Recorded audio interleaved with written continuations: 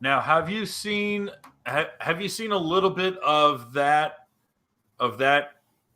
I don't want to say community because I think everyone's still very friendly, and a lot of people, Hmm.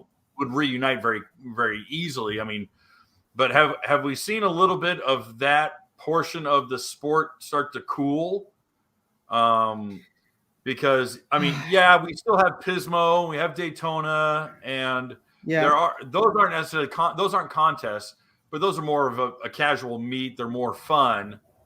Hmm. Um, but I don't It's think we're seeing the animation behind it.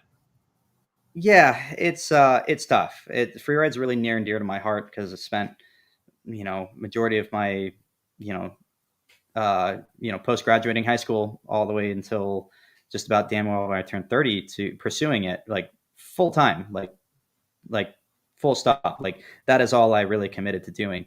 So, but with the tours internationally, sponsorships, kind of actually being there for Freeride because the actual events themselves catalyzed companies to want to gain support. Like it was so hard when it did lose a little bit of its steam, and it has unfortunately mainly because of locations and contests. Okay. You cannot have a tour the way that IFWA. It's not like this association where Freeride was grassroots, still is to this day.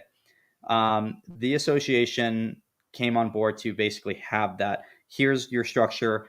Here's helping you align with your judges. So they would work hand in hand with the promoter. So if there's no promoter that has an event, we don't, and then is interested in having the IFWA come on board, we don't have a platform. So Okay. unfortunately, when all these events kind of COVID came in and really kicked things in the nuts, it really hurt that. So we have these individual free ride events, which are great and they thrive. You see a lot of great people there and everybody's still riding well. But honestly, yeah, without the actual contest to look forward to provide a bit of ranking and a bit of merit and just some sort of, you got to have that carrot on the stick.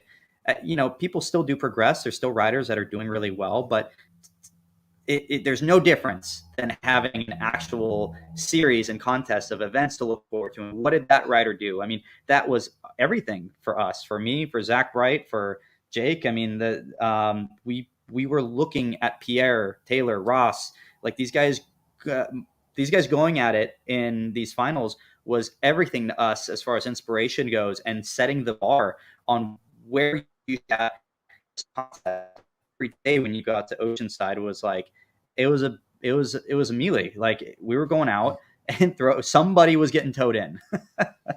Mostly Zach.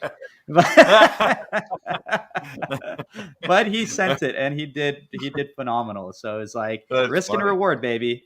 Hey Risk and guys, thanks for hanging out. This clip was taken from our weekly podcast that we record here every Sunday night at 8 p.m. Eastern Standard Time. If you want to watch the whole video, you can go to the Watercraft Journal's YouTube channel, go to playlists, and then click on live sessions. You're going to see it there. Otherwise, go ahead and leave a like, a comment, and definitely subscribe to the channel. It helps us grow. And again, thanks again for watching our videos, and we hope to see you soon.